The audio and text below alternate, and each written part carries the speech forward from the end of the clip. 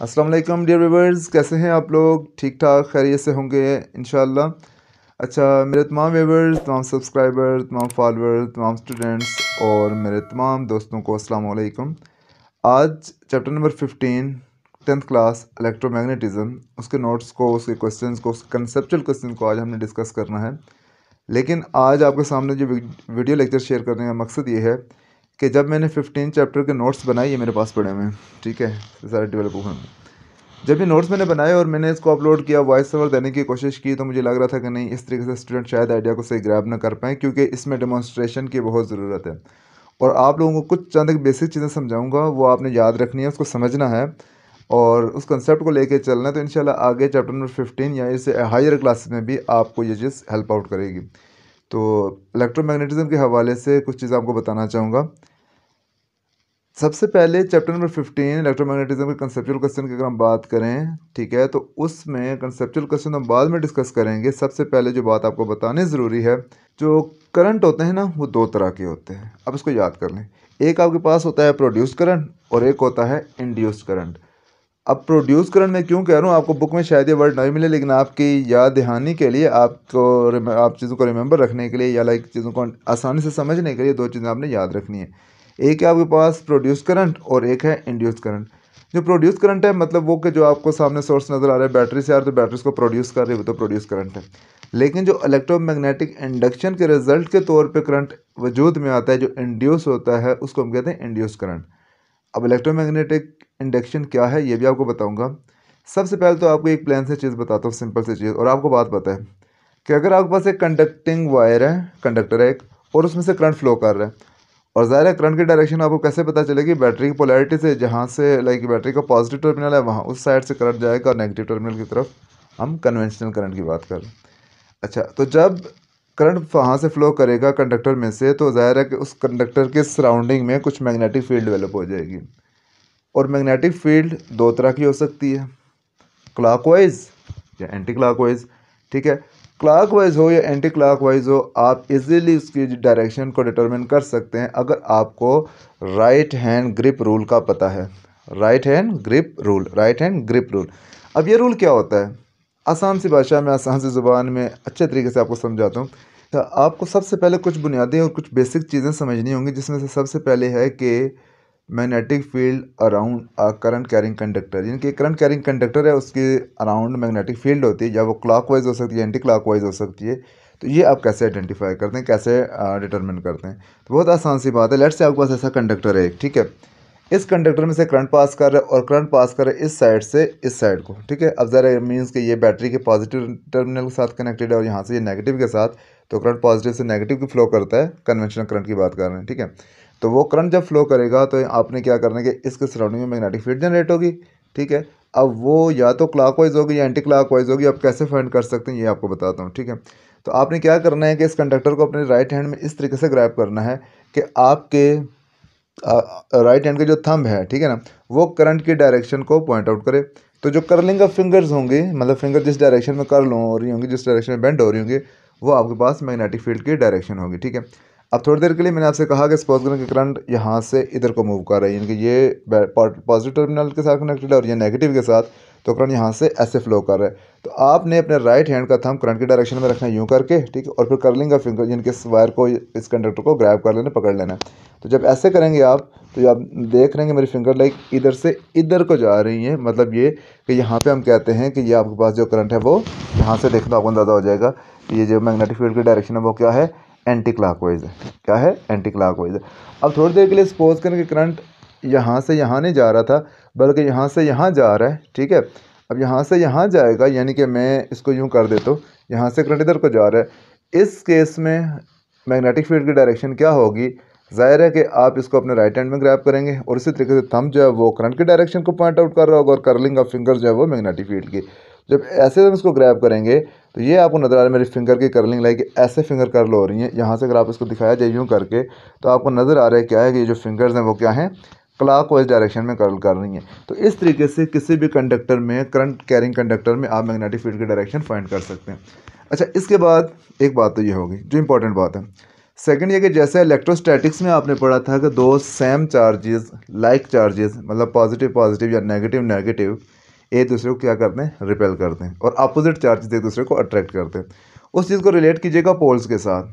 Magnet जब भी होगा उसके दो पोल्स होंगे, south pole and north pole. जब सेम पोल लाइक पोल एक दूसरे को फेस करेंगे तो वो रिपेल कर देंगे।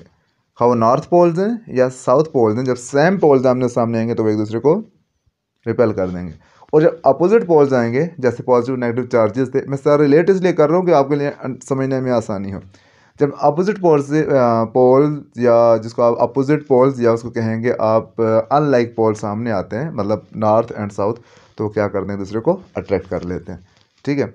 अब ज़रा आपने कभी इस चीज़ को एक्सपीरियंस किया होगा, दो मैग्नेट्स आप लें, एक साइड से वो बड़े आसानी से चिपक जाते हैं, अटैच हो जाते हैं, दूसरी साइड अगर एक को रिवर्स करके लगाएं तो फिर वो नहीं आपस में जुड़ते, क्योंकि वो सेम पोल्स एक दूसरे को फेस कर रहे होते हैं। तो सेम पोल्स एक दूसरे को रिपेल करेंगे, अपोजिट पोल्स एक दूसरे को अट्रैक्ट करेंगे, ये बात सिंपल सी है। अच्छा, इसके बाद आपको क्या बताना था मैंने कि शुरू में मैंने बात की थी प्रोड्यूस करंट और इंड्यूस करंट। जो करंट बैटरी से आता है, मतलब सोर्स आपके सामने बैटरी, तो वो बैटरी प्रोड्यूस करे, मतलब वो प्रोड्यूस्ड करंट है। और जो करंट इलेक्ट्रोमैग्नेटिक इंडक्शन की वजह से इंड्यूस हो रहा है, मतलब कि किसी भी कॉइल में किसी भी वायर में मैग्नेट को मूव करने से उसकी मैग्नेट उस वायर के अंदर या कॉइल के अंदर मैग्नेटिक फील्ड चेंज हो रही है, number of magnetic field lines change हो रही हैं, तो उस चेंजिंग मैग्नेटिक फील्ड की वजह से भी कंडक्टर में एक करंट आ जाता है, उसको आप इंड्यूस करंट कहेंगे। ठीक है। तो जब भी मैं इंड्यूस करंट का नाम लूँ या इंड्यूस करंट का जिक्र करूँ तो आपको माइंड में फ़ौरन से आना चाहिए कि ये चेंजिंग मैग्नेटिक फील्ड की वजह से जनरेट होने वाला, इंड्यूस होने वाला, इंड्यूस होने वाला एक करंट है। ठीक है। अच्छा जी, इसके बाद ये तो कुछ चंद की बातें थी। मैं बल्कि अभी आहिस्ता सा नोट्स आपके साथ शेयर करता हूँ और बीच में जो भी बातें आती रहेंगी आपको बताता रहूँगी, क्योंकि इस तरीके से कब तक मेरी आप तक क्लियर सुनेंगे। ठीक है। तो आते हैं पहले क्वेश्चन की तरफ। पहला क्वेश्चन ये है कि two parallel straight conductors carrying current in same direction attract each other, explain why. What will you conclude if direction of current in conductors is opposite?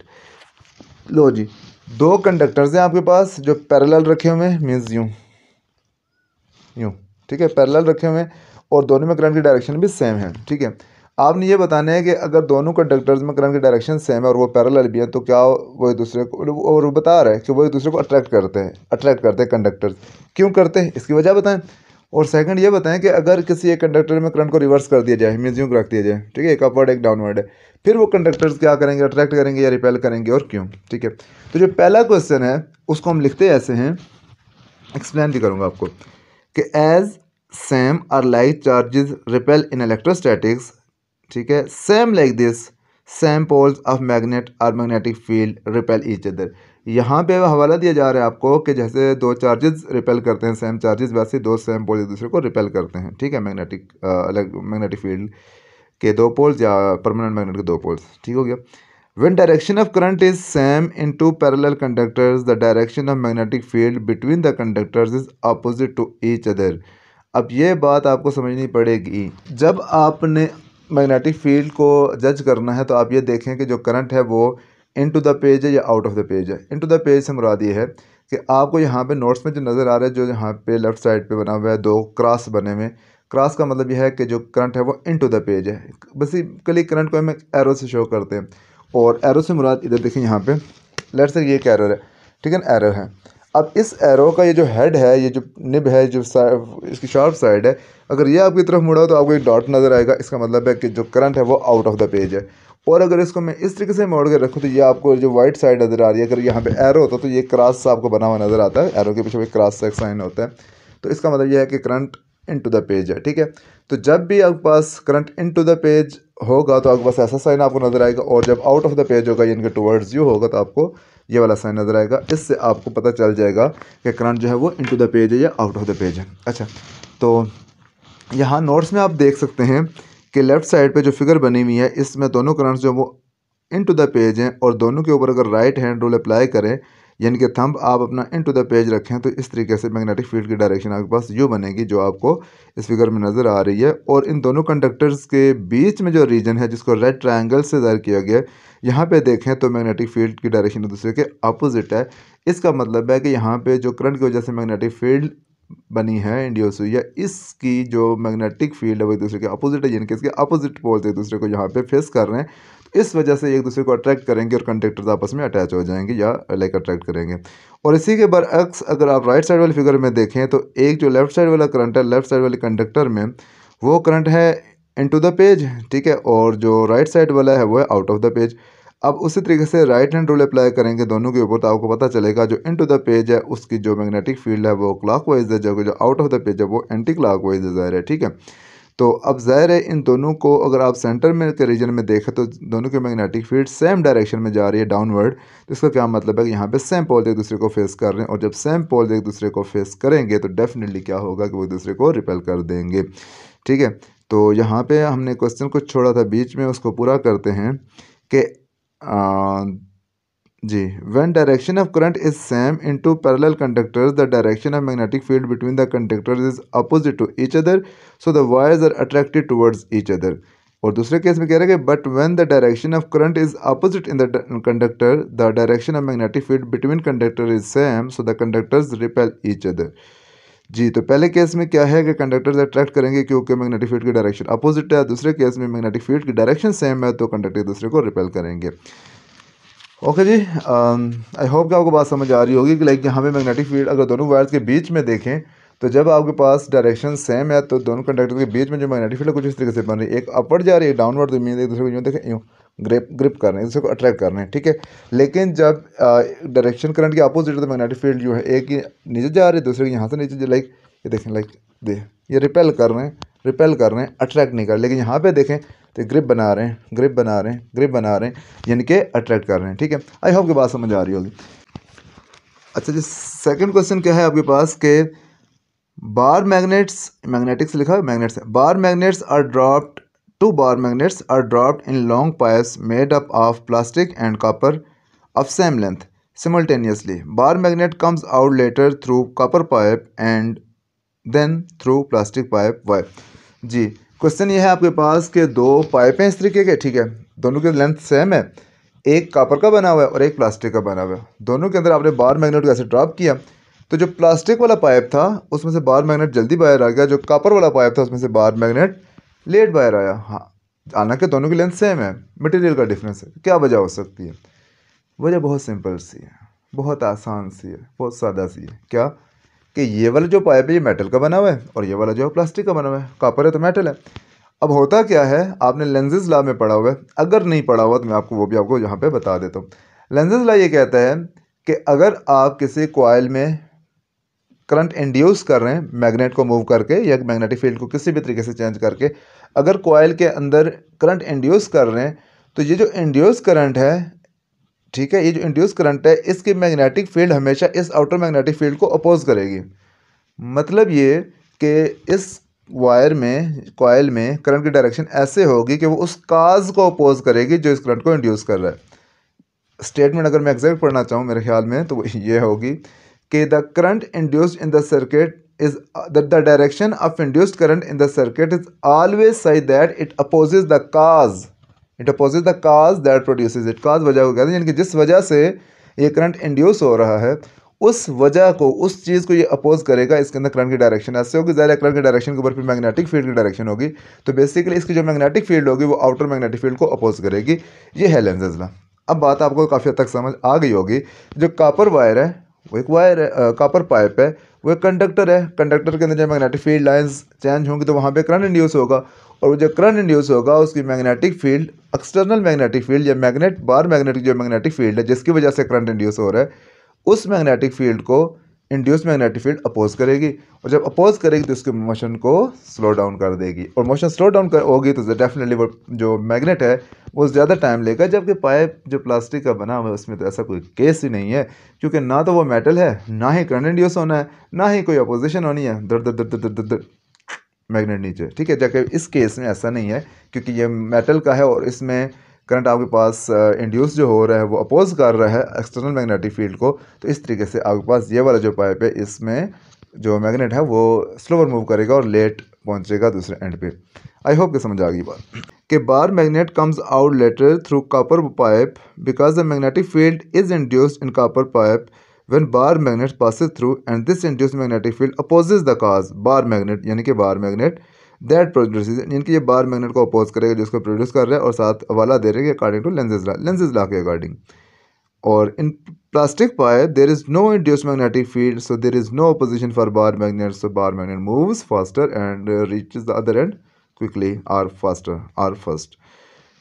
Third question है हमारे पास, what is direction of magnetic force on this current carrying conductor placed in magnetic field, also label the diagram with current, magnetic field and force। यहाँ पे ये figure आपको सामने नज़र आ रही है, इसमें आपके पास एक कंडक्टर है जो कि ए बी नाम दिया हुआ है इसको हमने, और जो करंट है इसके अंदर वो ब्लैक इंक से, ब्लैक एरो से शो किया गया है कि लाइक वो ए से बी की तरफ है, ठीक है। और आपसे ये पूछा गया है कि नॉर्थ और साउथ पोल भी आपको गिवन है, एक्सटर्नल मैग्नेटिक फील्ड है। आपको ये पूछा गया इस कंडक्टर के ऊपर फोर्स की डायरेक्शन क्या होगी, मतलब ये फोर्स की डायरेक्शन अपवर्ड होगी या डाउनवर्ड होगी, और क्यों, कैसे, ये भी आप बताएं। और इसको फिर लेबल कर दें, मैग्नेटिक फील्ड की डायरेक्शन क्या है, फोर्स की डायरेक्शन क्या है और करंट की डायरेक्शन क्या है। ये तो क्वेश्चन था। आंसर साथ आपको नज़र आ रहा है कि मैग्नेटिक फील्ड को भी हमने रेड एरो से ज़ाहिर कर दिया है कि ये मैग्नेटिक फील्ड है, आई जो है वो करंट की डायरेक्शन है फ्रॉम ए टू बी, और फोर्स है वर्टिकली डाउनवर्ड। अब सवाल ये पैदा होता है कि ये वर्टिकली डाउनवर्ड है कैसे, हमें कैसे पता चला कि ये वर्टिकली डाउनवर्ड है। तो आप अपना राइट हैंड यूज़ करें, इधर देखें, राइट हैंड आप अपना यूज़ करेंगे और इसमें से तीन चीज़ें आप याद रखेंगे। ये इसको कहते हैं right hand rule, Fleming's right hand rule. पहले लेफ्ट हैंड रूल भी था, आपने पढ़ा होगा शायद, लेकिन अभी उसको राइट हैंड से रिप्लेस कर दिया, तो मैं आपको राइट हैंड ही के बारे में बताऊंगा। राइट हैंड की तीन चीज़ें आपने यूज़ करनी है, थंब, फिंगर्स एंड पाम, हथेली, ठीक है। आपने राइट हैंड को इस तरीके से यूज़ करना है कि ये जो फिंगर्स हैं ये आपने रखनी है मैग्नेटिक फील्ड की डायरेक्शन में, थंब जो है ये आपने रखना है करंट की डायरेक्शन में।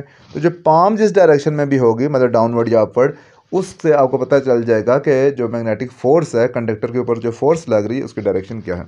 अब अगर इस फिगर की, इस क्वेश्चन की बात करें तो आप देख सकते हैं कि जो मैग्नेटिक फील्ड है वो आपकी लेफ़्ट साइड से राइट साइड की तरफ रेड लाइन से हो रही हैं, और करंट जो है वो इन टू द पेज है। तो मैं अपने राइट हैंड को ऐसे रखूँगा, ये मैग्नेटिक फील्ड की डायरेक्शन ये, ठीक है, और थंब जो है ये अपनी तरफ मोड़ूंगा लाइक इनटू द पेज। यूँ आपको नज़र आ रहा है कि ये हमारी पाम है, हथेली है, ये डाउनवर्ड डायरेक्ट है। इसका मतलब है कि करंट की जो मैग्नेटिक फोर्स की डायरेक्शन है वो डाउनवर्ड है, यानी कि कंडक्टर के ऊपर जो फोर्स लगेगी वो डाउनवर्ड होगी और कंडक्टर नीचे मूव करेगा।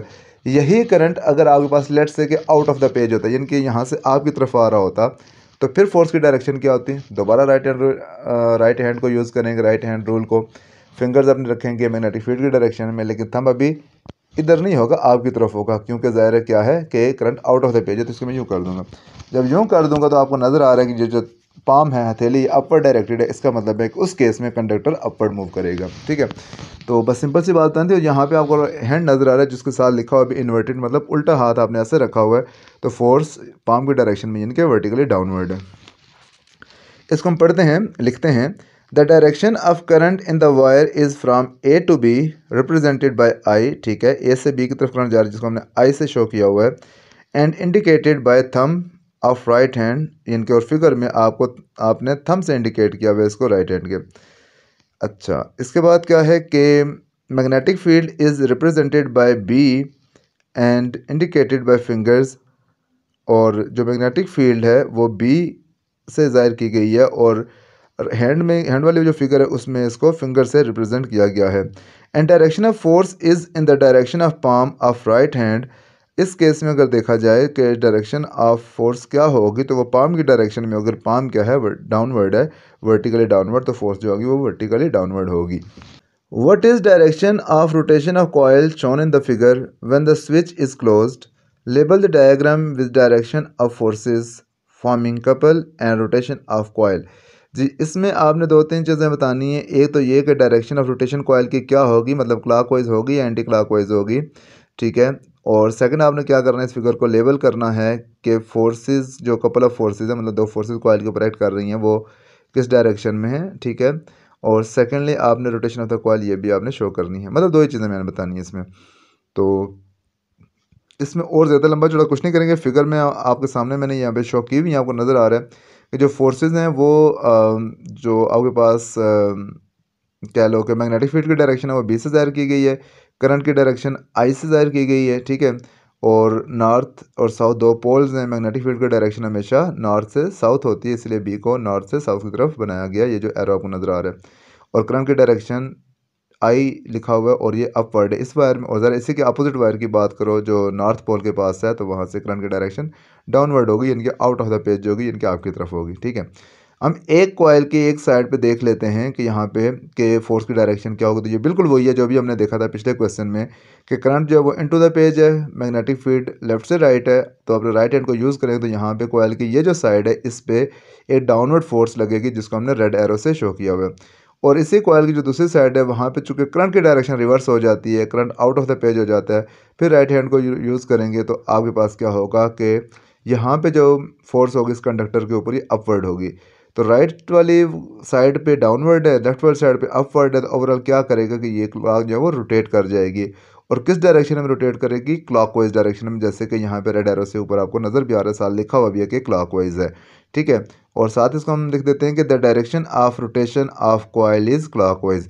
ये सिंपल सी बात आपने करनी थी। और ये चीज़ किसका सर्किट है? बस बेसिकली ये डीसी मोटर का सर्किट है। डीसी मोटर इस तरीके से काम करती है। ओके जी, क्वेश्चन नंबर 5 है कि a bar magnet is moving in the ring, what is direction of induced current in the ring when magnet is moving toward ring, and second part है magnet is moving away from the ring. अब यहाँ पे एक question है, आपको बताया गया कि एक रिंग है और एक बार मैग्नेट है। एक दफ़ा आप रिंग जो बार मैग्नेट है रिंग के अंदर मूव कर रहे हैं और एक दफ़ा रिंग से अवे मूव कर रहे हैं। ठीक है, अब ज़ाहिर है कि दोनों कंडीशन में आपने बताना है कि इसके अंदर जो इंड्यूस करंट होगा उसकी डायरेक्शन क्या होगी, क्योंकि आपको पता है कि जब भी मैग्नेट मूव करता है टुवर्ड द रिंग और away from the ring, magnetic field lines change होती हैं। और जब मैग्नेटिक फील्ड लाइंस चेंज होती हैं तो करंट इंड्यूस होता है। यहाँ पे आप फिगर में देखें, यहाँ पे आपने again right hand grip rule को यूज़ करना है। और इस बात को याद रख लें कि आपके पास राइट हैंड ग्रिप रूल दो तरह से यूज़ होता है। एक दफ़ा जो शुरू में आपको बताया गया है कि आपके पास अगर करंट की डायरेक्शन आपको पता है कंडक्टर में, तो थंब को करंट की डायरेक्शन में रखें और ये जो कर्लिंग का फिंगर्स है ये आपको मैग्नेटिक फील्ड की डायरेक्शन बताएगा। और इसी को आप अल्टरनेटिवली ऐसे यूज़ कर सकते हैं कि अगर आपको मैग्नेटिक फील्ड की डायरेक्शन का पता है और आप इंड्यूस करंट की डायरेक्शन का पता लगाना चाहते हैं, तो वही राइट हैंड को यूज़ करना है। लेकिन इस टाइम पे जो कर्लिंग का फिंगर्स हैं, ठीक है, मतलब एक कॉइल के अंदर लेट से करंट मूव कर रहा है तो उसकी वजह से मैग्नेटिक फील्ड इंड्यूस होगी। ठीक है, उसके अंदर मैग्नेटिक फील्ड होगी। ठीक है, जैसे बाहर मैग्नेट है वैसे मैग्नेटिक फील्ड उसके अंदर इंड्यूस होगी। तो अब ज़ाहिर है उस मैग्नेटिक फील्ड का नॉर्थ और साउथ पोल भी होगा। तो जब आपको करंट की डायरेक्शन कॉइल के अंदर वायर के अंदर मौजूद है, सर्कुलर वायर के अंदर रिंग के अंदर, तो आप उसमें भी right hand grip rule use करेंगे। और इस दफ़ा ऐसे यूज़ करेंगे कि कर्लिंग का फिंगर्स आप करंट की डायरेक्शन में रखेंगे, आपको पता होगा करंट की डायरेक्शन क्या है, तो फिंगर्स उसी डायरेक्शन में रखेंगे। और ये जो थंब है ये आपके नॉर्थ पोल को पॉइंट करेगा कि ये मतलब मैग्नेटिक फील्ड की डायरेक्शन ये वाली है, नॉर्थ पोल की डायरेक्शन ये वाली है, क्योंकि मैग्नेटिक फील्ड जो नॉर्थ से साउथ पोल की तरफ जाती हैं। ठीक है, अब इस फिगर को अगर देखें हम, तो पहली फिगर में क्या कह रहा है कि मैग्नेट जो है उसका नॉर्थ पोल कॉइल की तरफ मूव कर रहा है। अब यहाँ पे आप right hand grip rule use करेंगे, लेकिन यहाँ पे जो कॉइल है उसमें देखें वो उसका जो करंट होगा वो काज को अपोज कर रहा है, यानी कि इसका north pole induce magnetic field का नॉर्थ पोल जो एक्सटर्नल बार मैग्नेट है उसके नॉर्थ पोल को अपोज कर रहा है, इनके आमने सामने आगे। इसमें आप right hand grip rule use करें तो आपको पता चलेगा कि जो वायर है या कॉइल रिंग है इसमें जो करंट की डायरेक्शन है वो क्या है? क्लॉकवाइज है। इसी तरीके से नीचे वाली फिगर में जब मैग्नेट कॉइल से या रिंग से दूर मूव करेगा तो नॉर्थ पोल चूँकि दूर जा रहा है तो इसकी रिंग की इंड्यूस मैग्नेटिक फील्ड उसको अपोज कर रही है, दूर जाने से रोक रही है यहाँ पे, यानी कि साउथ पोल ले आएगी ताकि नॉर्थ पोल को अट्रैक्ट करे और दूर जाने से रोके। तो जब इस साइड पे नॉर्थ साउथ पोल है तो नॉर्थ पोल अपोजिट साइड पे है। अगेन यहाँ पे right hand grip rule use करें और नॉर्थ पोल की डायरेक्शन में अपना थंब रखें तो आपको पता चलेगा कि जो आपके पास मैग्नेटिक फील्ड की डायरेक्शन है वो क्या है इस टाइम पे, जो इंड्यूस करंट की डायरेक्शन है वो क्या है? एंटी क्लॉकवाइज, यूँ करके। ठीक है, अच्छा जी, तो इसको साथ हम लिख भी देते हैं कि according to Lenz's law current induced in the coil is such that it opposes the cause that produces it. इसी बेस के ऊपर तो हमने करंट इंड्यूस करंट की डायरेक्शन को फाइंड किया कि हमें पता था जब मैग्नेट रिंग की तरफ मूव करे तो रिंग की का करंट इंड्यूस होगा, करंट की वजह से जो मैग्नेटिक फील्ड होगी इंड्यूस मैग्नेटिक फील्ड वो इस एक्सटर्नल मैग्नेटिक फील्ड को अपोज करेगी, यानी कि उस मैग्नेटिक फील्ड का नॉर्थ पोल इसके सामने आएगा। जब नॉर्थ पोल सामने आएगा तो करंट की डायरेक्शन आपको फिंगर से पता चल जाएगी, जो कि पहले केस में आपके पास क्लॉकवाइज है और दूसरे केस में एंटी क्लॉकवाइज।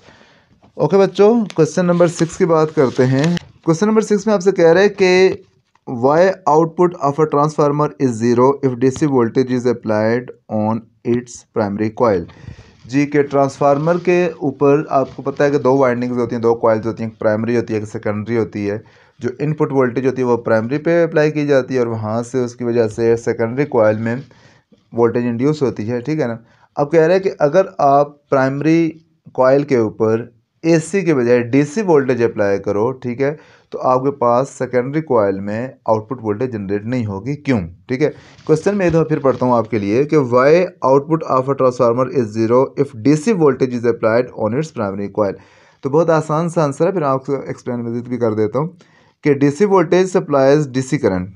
सिंपल सी बात है कि डायरेक्ट करंट है, डायरेक्ट वोल्टेज है, डीसी वोल्टेज है, वो डीसी करंट को सप्लाई करेगी विच रिमेन्स कांस्टेंट। और डीसी करंट जो होता है कांस्टेंट लेवल का करंट होता है जो टाइम के साथ वेरी नहीं करता, तो मीन्स इसको कहते हैं कि ये कांस्टेंट करंट है, ठीक है। And magnetic field produced bye constant current यानी कि डीसी इज आल्सो कांस्टेंट। तो ज़ाहिर है जो डीसी करंट है यानी कि एक डायरेक्ट करंट है, कांस्टेंट करंट है, उसकी वजह से मैग्नेटिक फील्ड भी कांस्टेंट होगी, ठीक है। And a constant magnetic field can not induce the current in the secondary coil. और कांस्टेंट आपके पास जो मैग्नेटिक फील्ड है वो सेकेंडरी कॉइल में करंट को या वोल्टेज को इंड्यूस नहीं कर सकती, so output of the transformer will be zero. जी बच्चे, यहाँ पे आप एक बात समझें और वो ये समझें कि आपके पास ट्रांसफार्मर के ऊपर दो वाइंडिंग्स होती हैं, दो कॉइल्स होती हैं, एक प्राइमरी होती है और एक सेकेंडरी होती है। प्राइमरी के ऊपर आप वोल्टेज अप्लाई करते हो, सेकेंडरी से आप आउटपुट लेते हो। प्राइमरी कॉइल के ऊपर आप एसी वोल्टेज अप्लाई करते हो, क्योंकि जब एसी वोल्टेज होती है तो वो अल्टरनेटिंग वोल्टेज कहते हैं, उसको बार बार लाइक स्विच कर रही होती है, यूँ समझ लें कि अपनी डायरेक्शन स्विच कर रही होती है, या उसका जो वैल्यूज़ हैं अप डाउन होती रहती हैं, एम्पलीट्यूड कम ज़्यादा होता रहता है, वो वेरिंग करंट होता है, ठीक है। जो वेरिंग वोल्टेज तो वेरिंग करंट है, और वेरिंग करंट मीन्स उसके रिजल्ट के तौर पे जब करंट वेरी करेगा तो उसकी मैग्नेटिक फील्ड वेरी करेगी, और मैग्नेटिक फील्ड वेरी करेगी तो वही मैं जो वेरिंग मैग्नेटिक फील्ड है उस ट्रांसफार्मर के जो कोर होता है उसके अंदर से पास करते हुए सेकेंडरी कॉइल में जाएंगी। और चूंकि ये वेरिंग मैग्नेटिक फील्ड है तो सेकेंडरी कॉइल के अंदर भी वेरिंग मैग्नेटिक फील्ड है, चेंजिंग मैग्नेटिक फील्ड है।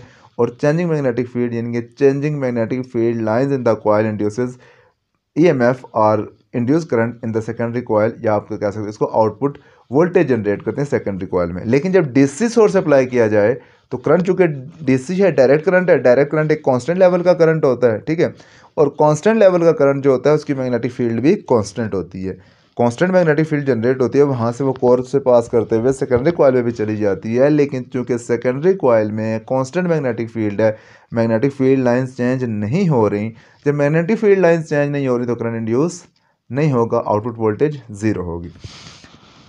ओके जी, क्वेश्चन नंबर 7 की बात करते हैं और आपसे कहते हैं कि why are coils of transformer wound on iron core. ये खुद ही आपको थोड़ी देर पहले हमने बता भी दिया है कि जो ट्रांसफार्मर होता है, ठीक है, उसकी दो कॉइल प्राइमरी और सेकेंडरी कॉइल, एक आयरन का कोर होता है, रेक्टेंगुलर कोर होता है, ठीक है, आयरन का बना हुआ। उसकी दो साइडों पे दो वाइंडिंग्स को वाउंड किया जाता है, एक प्राइमरी और एक सेकेंडरी। कह रहे हैं कि इस आयरन कोर को हम क्यों यूज़ करते हैं, ये क्वेश्चन है। आंसर पढ़ते हैं, क्या कहते हैं हम कि the coils of transformer are wound around an iron core to give magnetic field produced by primary coil. जी कि जो मैग्नेटिक फील्ड है produced by primary coil to give this magnetic field a proper path to flow. एक proper path उसको provide किया जाता है flow करने के लिए, and reach the secondary coil, ताकि वो सेकेंडरी कॉइल को रीच करें। When field lines pass through secondary coil, जब ये चेंजिंग मैग्नेटिक फील्ड पास करती है सेकेंडरी कॉइल से, दे इंड्यूस आउटपुट वोल्टेज जिसको आप वी आउट कहते हो। जी बिल्कुल, कोर का फंक्शन मैंने आपको ऑलरेडी पिछले क्वेश्चन में समझा दिया है कि सिंपल सी बात है कि कोर इसलिए होता है कि जो यहाँ पे प्राइमरी कॉइल की वजह से जो इनपुट वोल्टेज की वजह से मैग्नेटिक फील्ड जनरेट हो रही है, उस मैग्नेटिक फील्ड को हमने सेकेंडरी कॉइल से पास कराना होता है। तो कोर एक मीडियम होता है कि वो मैग्नेटिक फील्ड कोर से जाकर सेकेंडरी कॉइल से पास करती हैं, और सेकेंडरी कॉइल में वो क्या करती हैं, चेंजिंग मैग्नेटिक फील्ड जो होती है वो आउटपुट वोल्टेज जनरेट करती हैं। अगर एसी सोर्स है, डीसी सोर्स है तो जाहिर है कि यहाँ पे आउटपुट वोल्टेज जीरो होगी, जैसे कि पिछले क्वेश्चन में हम बता चुके हैं। क्वेश्चन नंबर 8 है, why step up transmission is used for long distance transmission. जी आपको पता होगा कि हमारे पास ये जो पावर सप्लाई आ रही होती है, हमारे घरों में तो 240 वोल्ट आ रहे होते हैं, ठीक है, 240 250, ठीक है। लेकिन क्या है कि जो मेन जो ट्रांसफार्मर हमारा लगा होता है हमें 240 या 250 वोल्ट दे रहा है, इससे पीछे की जो लाइंस होती हैं वो 11 kV की होती हैं, 11,000 वोल्ट की। और उससे भी पीछे जो मेन लाइंस होती हैं वो आपके पास 33 kV की होती हैं, यानी कि 33,000 वोल्ट की। तो पावर को इतने हाई वोल्टेज में क्यों ट्रांसमिट किया जाता है जब आपके घरों में 240 वोल्ट ही चाहिए? 240 वोल्ट पे सप्लाई कर देते ना, ये क्या ज़रूरत है स्टेप अप ट्रांसफार्मर लगा के वोल्टेज को इतना ज़्यादा इंक्रीज़ किया, फिर स्टेप डाउन ट्रांसफार्मर लगा के 240 पे कन्वर्ट किया और फिर आपको दे दिया। क्या ज़रूरत थी इसकी? ज़रूरत ये होती है कि आपने अगर लाइन लॉसेस का पढ़ा हुआ है कि जब किसी वायर में से करंट पास करता है तो वो हीट की फॉर्म में अपनी एनर्जी लूज़ करता है, जिसको आप लाइन लॉसेस कहते हैं, ठीक है, लाइन लॉस कहते हैं। तो अब लाइन लॉस क्या होता है कि करंट के ऊपर डायरेक्टली डिपेंड करती है। करंट करंट जो है मीन्स कि जितना ज़्यादा होगा उस वायर के अंदर उतनी हीट जनरेट ज़्यादा होगी, या जो समझ लें कि लाइन लॉस ज़्यादा होगा। तो हमारा मकसद ये होता है कि जो इनपुट वोल्टेज को हम बढ़ा दें ताकि करंट हमारे पास कम हो जाए। करंट कम होगा तो लाइन लॉसेस कम हो जाएंगे, ये वजह होती है, ठीक है। इस वजह से हाई वोल्टेज के ऊपर ट्रांसमिट की जाती है इलेक्ट्रिसिटी, और बाद में ज़ाहिर पावर जो है वो हाई वोल्टेज के ऊपर ट्रांसमिट की जाती है और दोबारा से उसको लो वोल्टेज में कन्वर्ट करके करंट को ज़्यादा कर लिया जाता है। क्योंकि ये बात याद रखें कि P is equal to VI, power is equal to voltage into current. Power हमेशा हमारे पास कांस्टेंट रहता है, जितनी पावर ट्रांसमिट की जाती है ऑलमोस्ट उतनी ही पावर हमारे घर में पहुंच जाती है, ठीक है।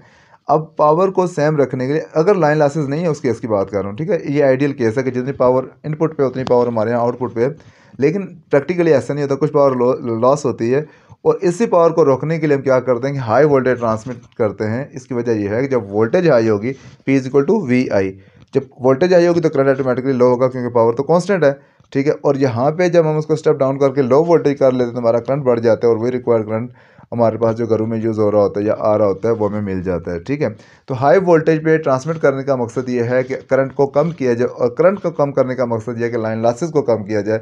और लाइन लॉसेस कम होंगे तो आपके पास मैक्सिमम पावर आपके घरों तक डिलीवर की जाएगी, लाइन लॉसेस नहीं होंगे। इसका आंसर क्या है वो हम लिखते हैं कि step up transformer is use to increase the input voltage. जी, स्टेप अप ट्रांसफार्मर को यूज़ किया जाता है वोल्टेज को इंक्रीज करने के लिए। The high voltage containing low current, ज़ाहिर है जब वोल्टेज हाई होगी तो करंट लो होगा, is transmitted over long distances to decrease the line losses, ठीक है। जब वोल्टेज हाई होगी तो करंट डिक्रीज करेगा, और करंट डिक्रीज करेगा तो लाइन लॉसेज डिक्रीज करेंगे। एज ये जॉल्स लॉ में आपने पढ़ा था कि एनर्जी लॉसेज जो है वो, या energy supplied by the current E is equal to I²RT। तो आप देख सकते हैं कि एनर्जी जो है करंट की वो करंट के ऊपर डायरेक्टली डिपेंड कर रही है और उसके स्क्वायर के ऊपर डिपेंड कर रही है। मतलब ये कि जितना करंट ज़्यादा होगा एनर्जी या एनर्जी लॉसेज या heat produce by the current ज़्यादा होगी, ठीक है। और साथ ही हम लिखते हैं and P is equal to VI। अब P is equal to VI का क्या मतलब है कि high voltage means less current और less current mean less energy losses. जी, तो ये वजह होती है बेसिकली कि क्यों आपके पास जो current step up transformer use किया जाता है वोल्टेज को हाई करने के लिए, और हाई वोल्टेज ट्रांसमिट किया जाता है ताकि आपके पावर लॉसेस कम हों। पावर लॉसेस क्यों कम होंगे? E is equal to I²RT। I जितना कम होगा करंट जितना कम होगा एनर्जी लॉसेस कम होंगे, एनर्जी लॉसेस जितने कम होंगे मैक्सिमम पावर आपको मिलेगी। इस वजह से स्टेप अप ट्रांसफार्मर लगा के हाई वोल्टेज की जाती है और हाई वोल्टेज के ऊपर आपके घरों तक ट्रांसमिट की जाती है। ट्रांसफार्मर से पहले पहले की बात हो रही है। इसके बाद हम क्वेश्चन नंबर 9 की बात कर लेते हैं, और क्या कह रहे हैं कि when you are pushing a bar magnet towards coil of single turn you feel an opposing force on your hand. If this magnet is push towards coil of many turns now you will feel greater opposing force why. यार ये बहुत simple सी बात आपसे पूछ रहा है कि आपके पास क्या है कि एक मैग्नेट है, ठीक है, और एक कॉइल है। एक कॉइल की तरफ जब मैग्नेट को आप पुश कर तो आपको एक अपोजिंग फोर्स मिल रही है। ज़ाहिर है वही कि इंड्यूस करंट होगा, उसकी मैग्नेटिक फील्ड इस काज को अपोज करेगी, अपोजिंग फोर्स होगी तो इसको अपोज कर रहा है। करके अगर ज़्यादा टर्न है आपके पास, एक सोलेनॉइड है, ज़्यादा टर्न जैसे स्प्रिंग होता है, ज़्यादा टर्न है, उसकी तरफ जो मैग्नेट आप लेके जाएंगे तो आपको ज़्यादा अपोजिंग फोर्स मिलेगी। बताएं क्यों? ये भी कोई पूछने की बात है? ईमानदारी से बताएं, ये कोई पूछने की बात है? कि एक कॉइल है उसकी वजह से जब लाइक मैग्नेट को वो अपोज कर रही है, दो होंगे तो ज़्यादा डबल हो जाएगी फोर्स, तीन के 3 टाइम्स हो जाएगी। जितने कॉइल्स के टर्न ज़्यादा होते जाएंगे हर एक के अंदर ज़ाहिर है कि आपके पास जो मैग्नेटिक फील्ड की डायरेक्शन हमेशा ऐसे ही होगी कि वो इस काज को अपोज करेगी। तो जितने टर्न्स को बढ़ाते जाएंगे अपोजिंग फोर्स तो ऑटोमेटिकली बढ़नी है, क्योंकि करंट बढ़ना है, करंट की वजह से ज़ाहिर है अपोजिंग मैग्नेटिक फील्ड बढ़नी है, और वो सारी मैग्नेटिक फील्ड जब इसको अपोज करेगी तो फोर्स तो अपोजिंग ही होगी और ग्रेटर होगी। This is the reason, this is the solution. इसमें इससे ज़्यादा आंसर इससे ज़्यादा बढ़ के इसका कोई आंसर हो नहीं सकता।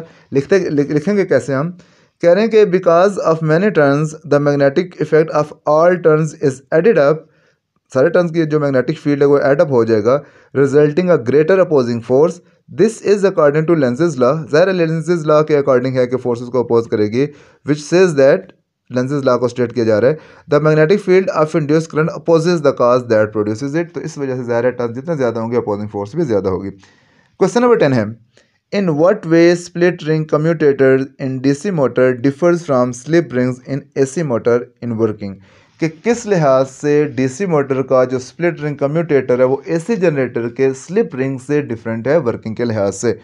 अब यहाँ पे सारी चीज़ तो शायद मैं आपको इस टाइम पे शॉर्ट टाइम पे नहीं समझा पाऊँ, लेकिन आपको इतना बताऊंगा कि जब डीसी मोटर होती है तो उसके पास उसका क्या होता है कि उसके अंदर स्प्लिट रिंग कम्यूटेटर यूज़ किया जाता है, यानी कि करंट की डायरेक्शन को रिवर्स करने के लिए जब आप करंट दे रहे हो ना डीसी करंट, तो अब ज़ाहिर है कि हाफ टर्न के बाद कॉयल के हाफ टर्न के बाद करंट की डायरेक्शन उन रिंग्स के उस रिंग की मदद से कॉयल के अंदर रिवर्स कर दिया जाता है कंटिन्यूस रोटेशन के लिए। किसी दिन फिर बताऊंगा कि ये काम कैसे करती है, डीसी मोटर की वर्किंग क्या होती है। और एसी जनरेटर के अंदर स्प्लिट रिंग नहीं होते, इसके अंदर स्लिप रिंग्स होते हैं। स्लिप रिंग से मुराद के रिंग होते हैं जो कि एक ग्रेफाइट ब्रशेस के साथ होते हैं, उसके साथ लाइक ऐसे टच हुए हुए होते हैं, ठीक है ना, मस हुए हुए होते हैं, और वो रोटेट करते रहते हैं कॉयल के साथ साथ, और ग्रेफाइट ब्रशेस के ज़रिए आगे जो है आपके पास करंट जो है वो ग्रिड स्टेशन तक चला जाता है, ठीक है। तो इसमें ये पूछ रहा है कि इसमें ऐसा क्यों करते हैं, इन्वर्ट वे, किस तरीके से split ring commutator in DC motor differ from slip ring in AC motor in working. AC motor या एसी जनरेटर में जो स्लिप रिंग्स हैं वो किस तरीके से डिफर करते हैं स्प्लिट रिंग से जो कि डीसी मोटर में होते हैं। आंसर लिखेंगे हम, split ring commutator in DC motor is used to reverse the direction of DC current in every half cycle for continuous rotation of the rotor connected with the coil. जी बिल्कुल ऐसे ही है कि हम हाफ साइकिल के बाद DC motor में current की डायरेक्शन को रिवर्स क्यों करते हैं, ताकि कॉइल की कंटिन्यूस रोटेशन ले सके। अगर हम रिवर्स नहीं करेंगे तो कॉइल ऐसे ऐसे ऐसे वाइब्रेट करती रहेगी, वो एक पूरा टर्न नहीं ले सकेगी, क्योंकि हाफ साइकिल के बाद मैग्नेटिक फील्ड की डायरेक्शन, करंट की डायरेक्शन कॉइल में रिवर्स होना ज़रूरी है ताकि मैग्नेटिक फील्ड की डायरेक्शन एक कांस्टेंट बने और वो उसको रोटेट करा सके, ठीक है। और फिर कह रहा है कि while slip rings are used with the coil of the generator for continuous smooth flow of alternating current. ये जो एसी जनरेटर है, एसी मोटर है, उसके अंदर स्लिप रिंग्स यूज़ किए जाते हैं ताकि, क्योंकि एसी जनरेटर के अंदर करंट जनरेट हो रहा होता है, ठीक है, उसकी वजह से ज़ाहिर है जो स्लिप रिंग्स होते हैं उसको यूज़ किया जाता है ताकि उसके रोटेशन में वो मसला ना बने, और स्लिप रिंग से आगे करंट को ले लिया जाता है। किसी दिन फिर डिटेल में समझाऊंगा कि ये काम कैसे करते हैं और डीसी मोटर और एसी जनरेटर की वर्किंग क्या है। इस टाइम पे एक्सप्लेन करना थोड़ा सा मुश्किल है, टाइम टेकिंग है, ठीक है। अच्छा, if split ring is used in AC generator it will produce varying magnitude direct current. कि अगर आप एसी जनरेटर में स्प्लिट रिंग यूज़ कर देते हो स्लिप रिंग्स की जगह पे, तो उस टाइम पे जो करंट इंड्यूस होगा वो डायरेक्ट तो होगा, लेकिन वो वेरिंग मैग्नीट्यूड होगा, इनके ऊपर नीचे मैग्नीट्यूड, एक कांस्टेंट करंट आपको नहीं मिलेगा। अच्छा बच्चों, उम्मीद है कि आज का लेक्चर आपके लिए इन्फॉर्मेटिव हुआ होगा, और आज इस तरीके से आपके सामने आके बताने का मकसद सिर्फ यही था कि चीज़ें आपको डिमॉन्स्ट्रेट करनी ज़रूरी थी। तो उम्मीद है कि आपको एक चीज़ पसंद आई होगी। आप डेफिनेटली इसको वीडियो को लाइक तो करना बनता है, मुझे सपोर्ट करना भी बनता है, अपने फ्रेंड के साथ ये शेयर करना भी बनता है। आप कितने सपोर्ट करते हैं, कितने सिंसियर हैं मेरे साथ, इस चैनल के साथ, ये तो आपके एफर्ट्स बताएंगे। पर अपना ख्याल रखिएगा, अपने अजीज़ व अक़ारब का ख्याल रखिएगा, दोस्तों यारों का ख्याल रखिएगा, खुश रहिएगा, आबाद रहिएगा, दुआओं में याद रखिएगा। मिलते हैं नए वीडियो के साथ। Till then take care, bye bye, अल्लाह हाफिज़।